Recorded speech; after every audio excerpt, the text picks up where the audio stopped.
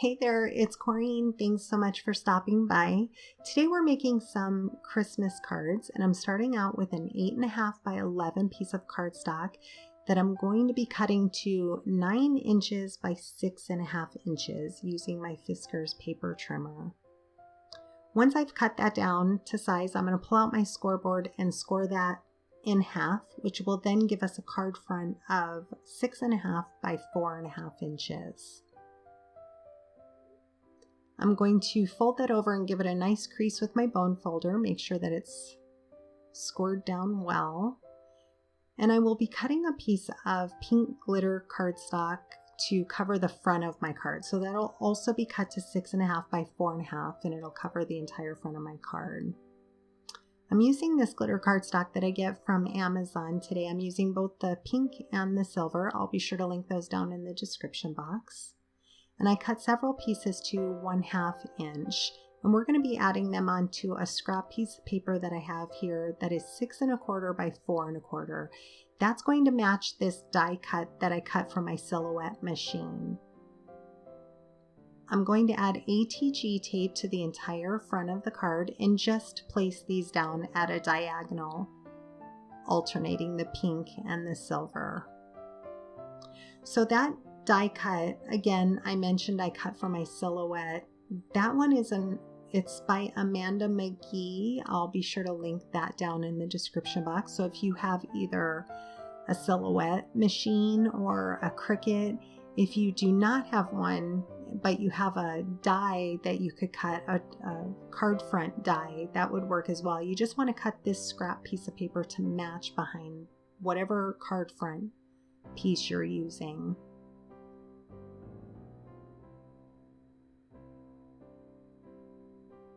So once I've covered the entire front, it doesn't cover all the way to the edge, but I'm not worried about it because that Merry Christmas die cut covers that up. So it doesn't, you'll see that it won't cover the entire corner of this piece of paper. I'm working on a glass mat, so I'll be able to take my craft knife directly to it, and I'm going to use a brayer to press it down, make sure it's adhered very well before I cut off the edges. I'll use a Tim Holtz metal edge ruler, and I'm just lightly going over that a few times until it cuts all the way through the cardstock. You can also use scissors for this part as well. This was just super easy to do. The pictures in the beginning of the video and at the end of the video, I just don't think do it justice. This glitter cardstock is so pretty, and it's just really hard to capture that in a photograph, but it turned out really pretty. So I'm using some art glitter glue. I'm adding that to the entire back of this die cut, and I did cut this from 110 weight cardstock, so it gives it a little bit of dimension to it. I'll glue that down and set some acrylic blocks on it, set it aside to dry. Now I'm going to add glue to the entire card front so I can add that pink glitter paper on it, and again I'll set that aside to dry as well.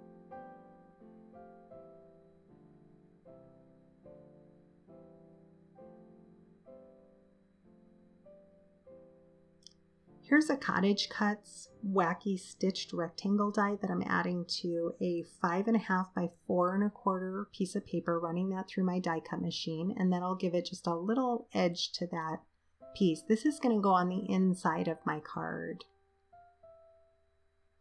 So pulling out my Misty stamping tool, I'm going to prep that with an anti-static powder bag and use some Versamark ink. I'm using the Simon Says Stamp Believe in the Season stamp set, and I'm going to ink that up and press it down twice.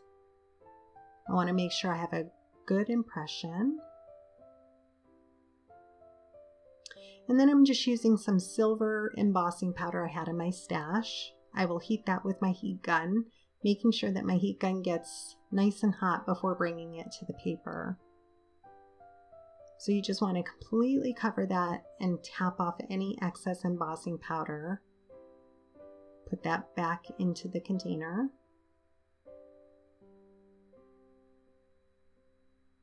And I like to do that before pulling out my heat gun, otherwise you can make a mess with that.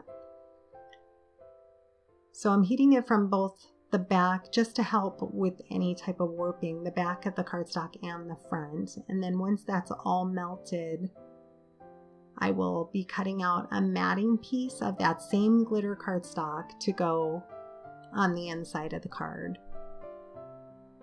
I pulled out a La La Land Crafts stitched bow die. This is my favorite bow die, and I'm cutting out several of the pink glitter cardstock. I've also cut out silver.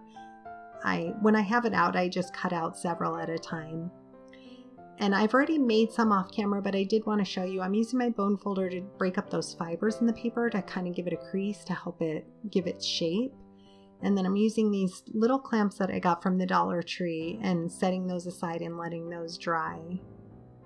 And look how pretty that looks. You can see that stitched edge to it. So as you can see, I've cut quite a few because I love using them on all different things.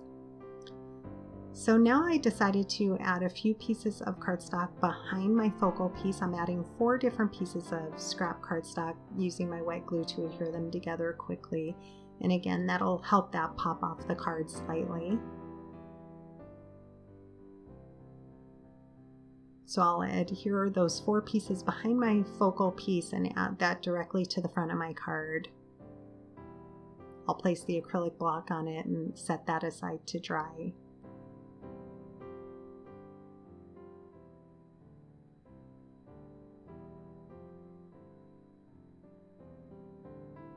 Here I'm just adding the tail to the back of that bow, setting it aside to dry with that clamp.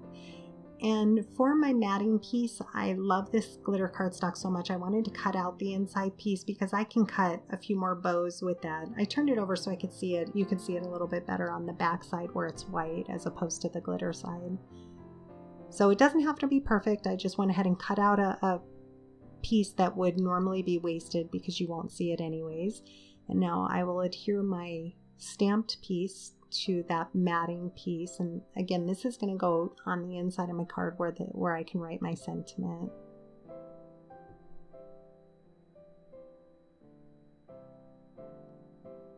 I'll adhere that down and put an acrylic block on that and let that dry as well.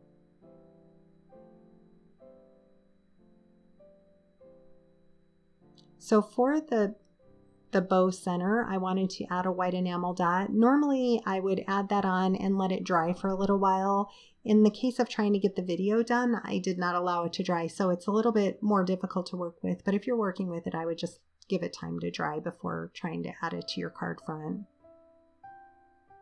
But this, once it dries, this art glitter glue really holds it well. I decided to add a few pop dots behind the tails of the bow just to give it a little, let it pop off the page slightly.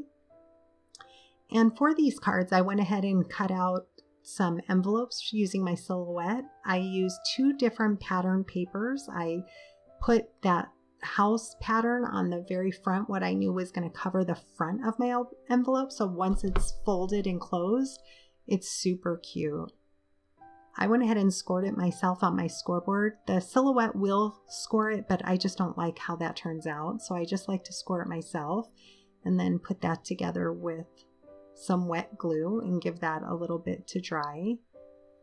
I used the print and cut feature. I added my name and address to the back of the envelope, so it was already on there for me. And for the recipients' names, I cut out that same glitter cardstock using a bracket edge die, and I offset a white piece of paper where, again, I printed and cut out their name and address, which I've covered up just for privacy here with some sticky notes. So I allowed that to set aside to dry. As you can see, I did quite a few envelopes this way. It was pretty quick and easy. Here is a close-up photo of the finished card and envelope again. Like I said, I just don't think it does it justice. That glitter paper is so pretty in person. Also, here's another close-up of this silver border paper with the bracket edge. That turned out really pretty. I did have to put 2 stamps on these to send out, but I thought it was worth it in the end. So thanks so much for stopping by. I hope you've enjoyed today's cards, and please subscribe to my channel and leave me a comment below if you have any questions. Thanks so much for watching. Have a great day.